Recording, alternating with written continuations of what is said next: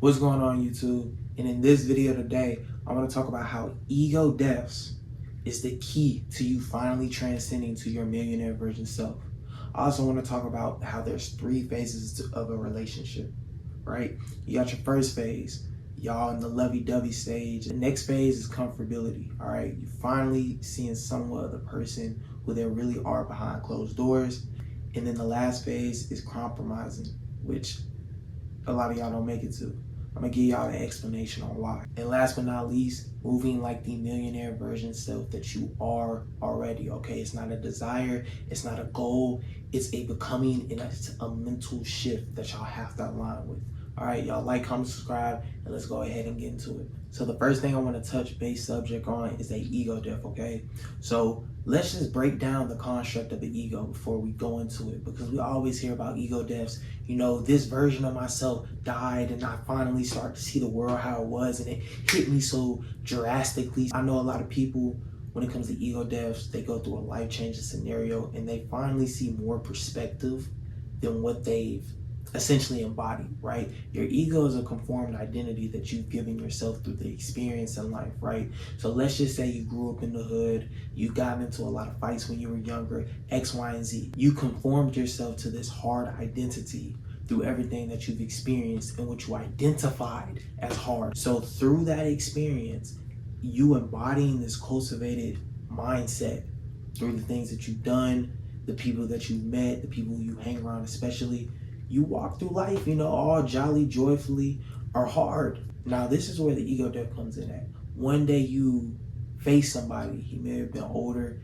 and he was really in that hard persona, right? He was really like that. And he pressed your ass. And let's just say you weren't going at first, and he put a gun to your head, some crazy shit, right?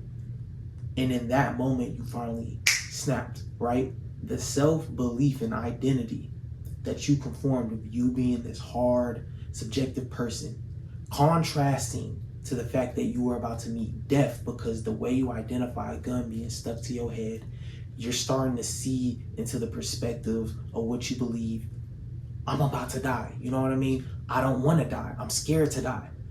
That belief of death essentially pierced the self-belief of you being hard to the degree it broke it. So now your self-belief is broke, so you're expanding and seeing more of life, essentially more perspectives of yourself, because you're now facing the perspective of you dying, and you don't want to face that perspective and that experience more so. So that's when the ego dies, and it essentially broke because it was a stronger belief. So after that event occurs, it happens, you start to see more of what really happened. You start to self-reflect. You start to see yourself beyond the means of, hey, I'm this hard individual, to I'm just this individual. Instead of you looking at yourself as this hard configure and you start to see yourself as an individual, you may see the wrong that you've done. You know, when you treated somebody who may have tried to be nice to you, you were treating them like shit because you wanted to rock in this hard persona.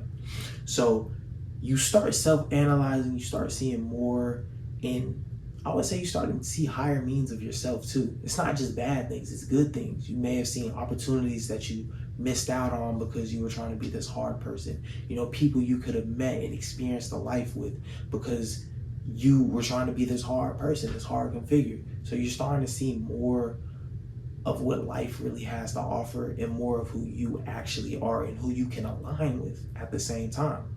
So from that experience, from that awakening, and from that self-reflection, you now revitalize your life and restructure it upon who you want to be in the life you want to experience. That's my take on the ego death. And that's really where manifestation, you know, the frequency alignment, all of this spiritual guru shit starts to come in at, because you've now gotten to a plane to where you're seeing alternate realities in life upon who you want to become at this point, because you've pierced through the veil, the version of yourself who you've been and upholded yourself to throughout your whole entire life. So it's really beautiful. I feel like it signifies life and death because it's rebirth, regeneration, and it's a blessed opportunity to finally become the version of yourself that you want to be. And it's a willful choice. So this next thing I want to touch on is the 3 phases in a relationship, okay? You met a girl, right? You were at the bar, let's just say you bought her a drink, y'all were kicking it was cool, dancing, you know what I'm saying? Good vibes, right? I'll start to link some more, go on dates, go shopping, shit like that, and y'all are finally touching, and you see different aspects of yourself. You're seeing it in her, right? The same way you see it with your friends, right? If you look at your friend group, I guarantee you, y'all are A-likes. That's the same way with your significant other, all right? So you're seeing these aspects that you really love. You're not seeing any type of contrast, any type of dislike. Y'all are just feeding into those lovey-dovey sides of each other, right?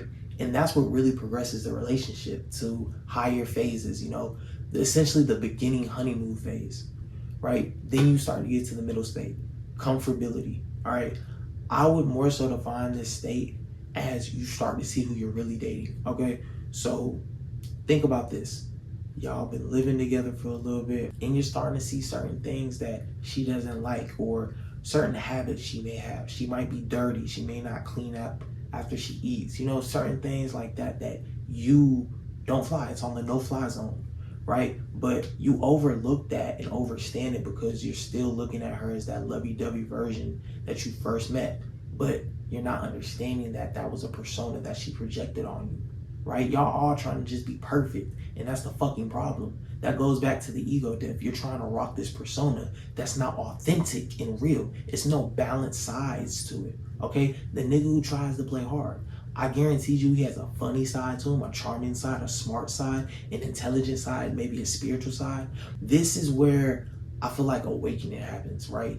Self-realization. You start to see who you're really dating to an extent, but the next phase progresses off of that extent, and this is the phase where compromise may happen.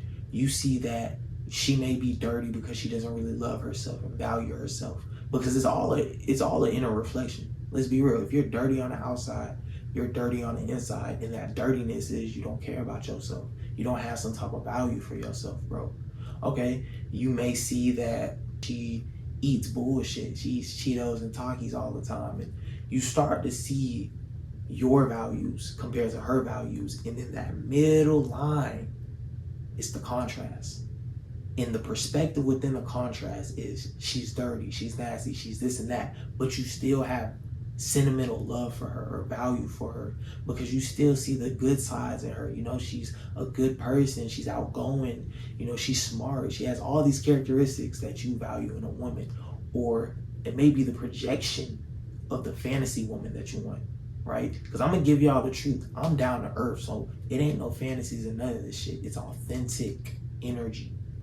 So through the contrast of your values, what you want, to what really is, this is where compromise happens. Y'all must meet in the middle through communicating to each other upon what y'all value, what y'all want in life, and how y'all can get there. And through that, that's going to determine if the relationship keeps going in a good, progressive way, if y'all break up, or if it becomes toxic.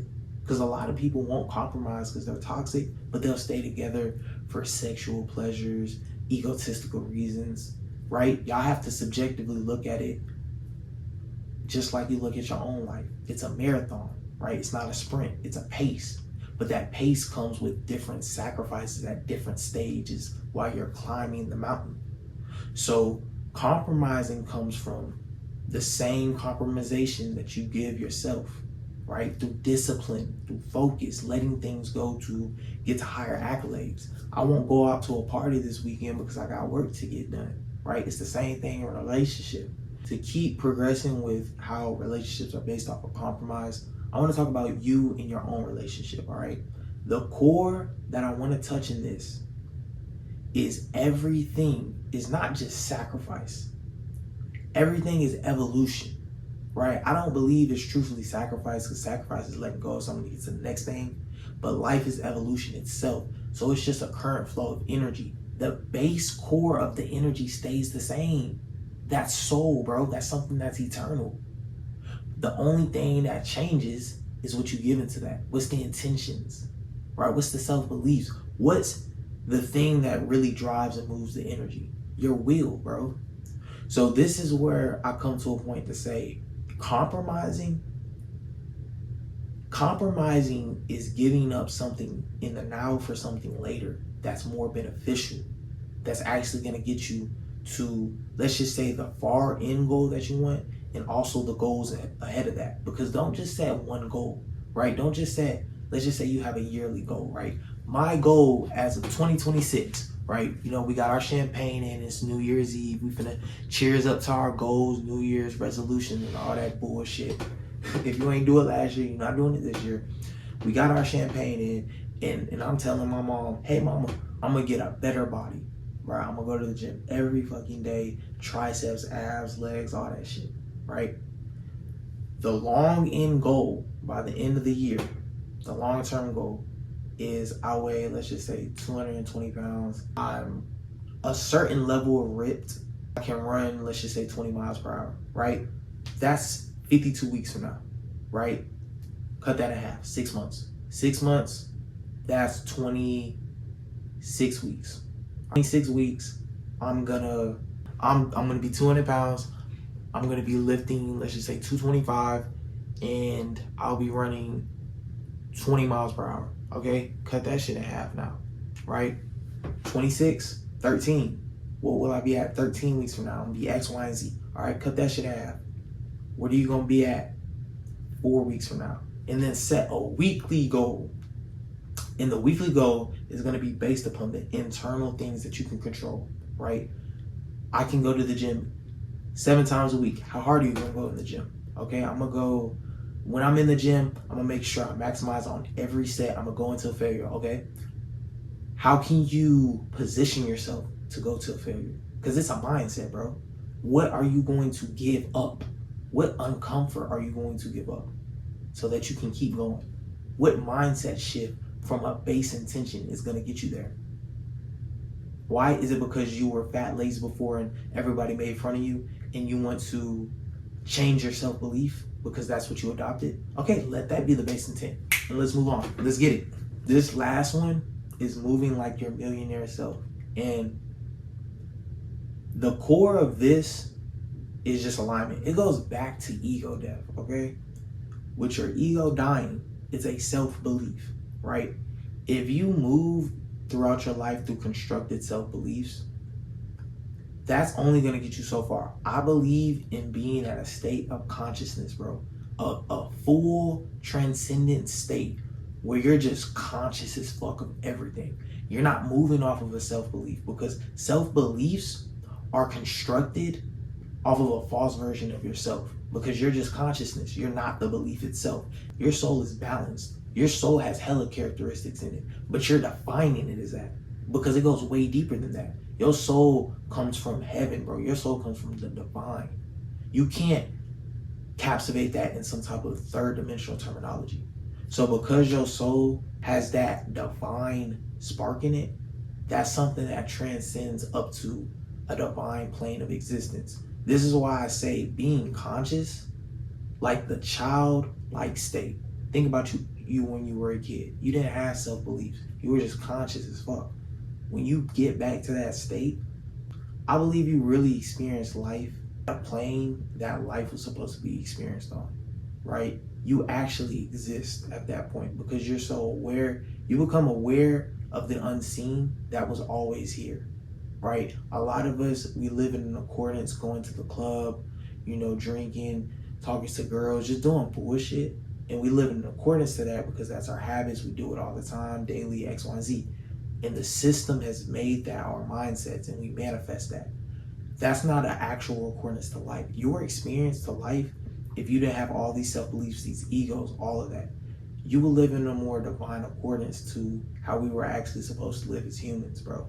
You know what I'm saying? Whether you want to take this into biblical terms, spiritual terms, whatever the fuck. I believe it's an actual way humans are supposed to live, and we don't live like that, right? We eat bullshit, we do bullshit. We're not supposed to be doing any of that shit. So when you get into a conscious state of mind, you can revertively change your mindset to then program yourself to live in a certain accordance. So where does this go with millionaire version self? Well, you have the power to manifest any fucking thing. You can live in a millionaire version self, the bullshit self you are now, any version self, a fitness version self that is ripped and eats organically. It's hellish shit that you can do. Your mindset, it's infinite, it's unlimited. So through becoming conscious, that's where your awareness will come from. And through your awareness, you can reprogram certain things, bro. I want y'all to understand, if you do the same shit daily and nothing changes, that's because you're only gonna go so far with that information that you're applying. You need new information, new knowledge to then transcend your mind, apply it in life, and get a new outcome. That's all that this shit's about. It's a big ass test. Apply this shit in y'all lives, bro. And I love y'all boys.